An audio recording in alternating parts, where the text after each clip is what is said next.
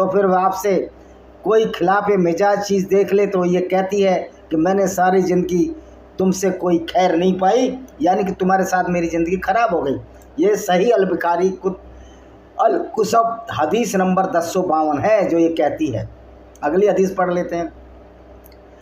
میں ابو سعید خدری رضی اللہ تعالیٰ عنہ بیان کرتے ہیں، جو ان کے ساتھی تھے ابو سعید خدری رضی اللہ تعالیٰ، کہ نبی صلی اللہ علیہ وسلم عید الاضحیٰ یا عید الفطر کے لیے عیدگاہ کی طرف نکلے۔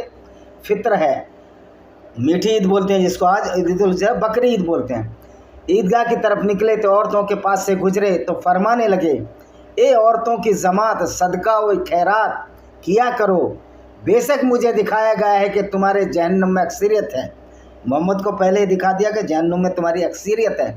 تو وہ کہنے لگی، ہے اللہ کے رسول صلی اللہ علیہ وسلم، وہ کیوں؟ تو نبی صلی اللہ علیہ وسلم نے فرمایا،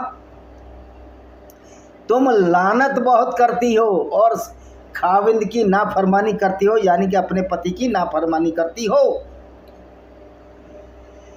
میں نے دین اور عقل میں ناقص تم سے زیادہ کوئی نہیں دیکھا۔ کہہ رہے میں نے دین اور عقل میں تم سے زیادہ نیچ نہیں دیکھا۔ تم میں سے کوئی ایک اچھے بھلے شخص کی عقل خراب کر سکتی ہو۔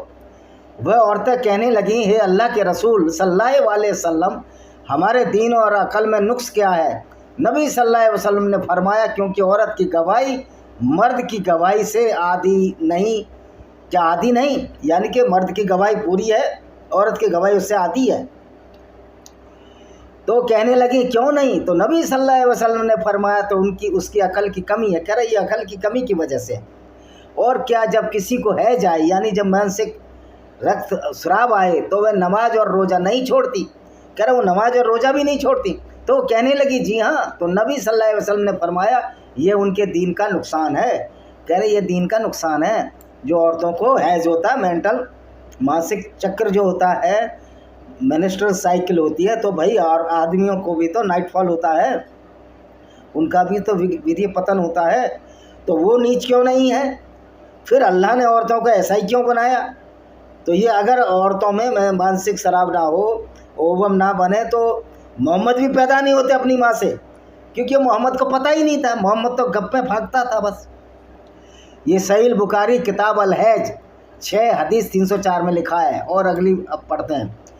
میں جابر بن عبداللہ رضی اللہ تعالیٰ عنہ بیان کرتے ہیں، جابر بن عبداللہ تعالیٰ جو محمد کے ساتھی تھے بیان کرتے ہیں، میں نبی صلی اللہ علیہ وسلم کے ساتھ عید کے دن نماز میں حاضر تھا، تو آپ نے خطبہ سے پہلے